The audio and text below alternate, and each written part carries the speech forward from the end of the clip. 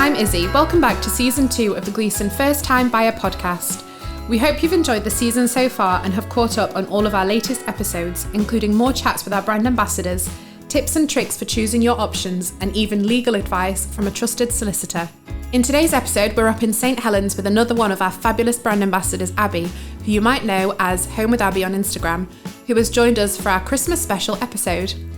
We will be getting into the festive spirit, chatting about decking the halls full of Christmas decorations and must-haves and must-nots, as well as sharing some memories that Abbie has with her family during her first Christmas in their Gleeson home. So, without further ado, welcome to the podcast, Abbie. Thank you for having me. Thank you for letting us host this in your gorgeous home. Please could you introduce yourself to our listeners? Tell them a little bit about yourself. So my name is Abbie. I am 28. I live in St Helens with my husband Chris and our daughter Esme. And we've lived in our Gleeson home for just over 3 years now. Amazing. Yeah. And so this episode is getting all into the festive spirit. So I personally love Christmas, hence why I've already got my Christmas jumper on. And seeing everyone's home turn festive is just amazing. On Instagram, you're swiping and everyone's Christmas trees come up and it is just beautiful. So what, in your opinion, is some of your must-haves when it comes to decorating your home? Well, a tree, obviously. Of course. But I love making things at Christmas. Like I made this wreath. Oh, no way. Yeah. So I just like getting a bit creative at Christmas. Yeah. And I quite like traditional type decorations, like red and green and gold and things like that. When we first moved in, it was very silver and grey, but I'm moving back towards the more traditional look now. What's Esme's input in getting decorative and festive? She would like to be more involved. She does help to do the tree, but usually it involves me fixing the tree afterwards. I feel like it's like in Monica in Friends where she decorates the tree and lets everyone help and then turns it and it's like the pristine part's this side and then the other side. Oh, the child bit is at the back near the wall. But she loves getting involved. Yeah. Oh, amazing. So how will you be celebrating Christmas this year in your Gleeson home? So I'm working up until Christmas Eve, but then on Christmas Day we're going to be waking up together here. And obviously Esme will be very, very excited. She loves coming down and seeing if Father Christmas has been. So yeah, we'll be opening presents here in the morning and then going seeing family in the afternoon. Amazing. So how do you typically celebrate the festive season in your Gleeson home or leading up to Christmas?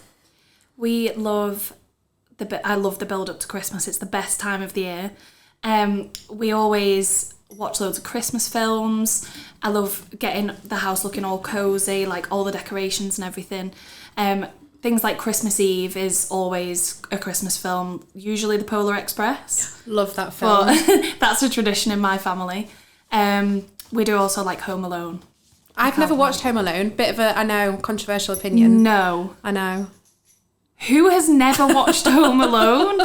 I've watched lots of Christmas films, but I don't know why I've never watched Home Alone. That is a Christmas classic and you have to watch it this year. I will make sure I watch it this year. And message me when you do.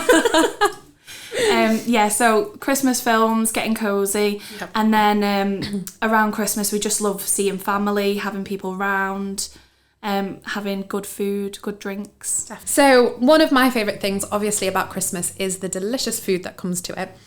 What is your go-to treat to cook up in your Gleeson kitchen? I love cooking anything in general. But last year I found that I quite got into baking. So I made like some nice Christmassy cupcakes and things like that. I've got like a whole little pantry cupboard full of baking stuff now. Yeah. So I like to make things like Christmas cupcakes, or if we're talking more like savoury food, you just can't beat a cheese board at Definitely Christmas. Not. Or pigs and blankets, obviously. That's literally a winner. Pigs and blanket all the way. And cheese and wine. Perfect. What more could you want? So leading up to Christmas, obviously it's starting already to get quite chilly when it gets to the festive months. How do you find it in your Gleeson home with kind of how warm it is or your energy bills leading up to it? So we haven't put the heating on yet this year. Have you not? No. No. Gosh. The house is really warm. It's always warm. Yeah. So we very rarely find that we need to actually put the heating on. It just keeps the heat in the house. So in terms of bills, we spend a lot less here than we did when we were renting, because that house was an end terraced house, and it was quite an old house, and it was very, very cold. Yeah. So in winter, you could literally get down to about 12 degrees inside. Oh my God. So we had to have the heating on constantly. Yeah. So it's been a nice change that here, even in winter, you don't really have to touch the heating. Yeah. Because it just stays so warm all the time. Yeah. I love it when it comes up to Christmas time, getting in your pyjamas, getting a hot water bottle, hot chocolate, and just like literally being all cozy in your home. I love it. Watching Christmas films. Watching Home Alone. For my birthday, Chris got me one of those hoodies, you know, the like really fluffy, massive hoodies. So I've been living in that the past few days. Oh my God, love that. It's amazing. I've got a Harry Potter onesie because I'm such a loser. That's what mine is. My hoodie's Harry Potter. Really? Yeah. Love that. Such a nerd. So let's rewind back to your first Christmas in your Gleeson home. If I'm right in thinking, it was 3 years ago. Yeah. So back in 2019, describe kind of the feeling of walking down the stairs with your family on Christmas morning. The first year was amazing because Esme was just turned 2 that December. So she was just starting to understand Christmas and what Christmas was about, and about Father Christmas coming in, that sort of thing. So I just remember like we were coming down the stairs and her face just like lit up, and she was like, "He's been," because she saw like the presents around the tree and stuff. And then obviously she got to open them all, and it was just like a really magical moment, being able to see Christmas like through her eyes, because Christmas is really like a time for kids, like it's so magical for kids. Yeah. And being able to see that like through her was it was really nice. Yeah. And I think there's just something like, I don't know why, but Christmas just reminds me of home as well. Like when I think of Christmas, I think of it as spending it in my home with my family. Yeah. And I think just, I guess being able to do that is just something that's completely, like you said, magical. Yeah, definitely. So on a typical Christmas Eve, or even leading up to Christmas, in fact, because I feel like you said earlier, the lead up to Christmas, not saying that Christmas is underrated, because it's not, I love it. But the lead up to it, when everything's kind of all decorated, everyone's getting excited, is amazing. What's your development like during the lead up to Christmas? Do people kind of put decorations out, or what's kind of like the vibe on your development? Yeah, like everyone always decorates on here. Whenever we come into the street, Esme's always like looking through the car window, like, "Mummy, look at that tree, look at that." There's like, you know, people have like, you know, the light up reindeers and things. Yeah. And she loves those. She's like, "Mummy, look at that reindeer." Aww. So yeah, it is always really nice on here at Christmas, like with all the lights and everything. And you mentioned that your family, you've got some family that just live across the road. Yeah, so Chris's brother and his fiancée live just over the road from us. So it's handy at Christmas when you've had like a bit too much to eat or a bit too much to drink that you can just wander home over the road. You don't have to worry about driving or getting a taxi or anything. Yeah. Oh, perfect. So we are currently filming in your Galway kitchen. Talk us through kind of how you decided to choose this house type over other house types. The main reason that we picked the Galway house type was the spaciousness of the downstairs. Like, we love the size of the living room. The kitchen is quite a nice like width. Yeah.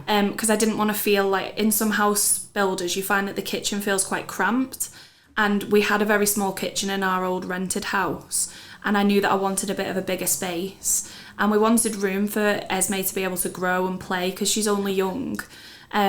So yeah, that's what appealed to us about the Galway, was just like how nice and big it was downstairs. Lovely. And kind of what was the price difference compared to your rented accommodation compared to what you're living in now?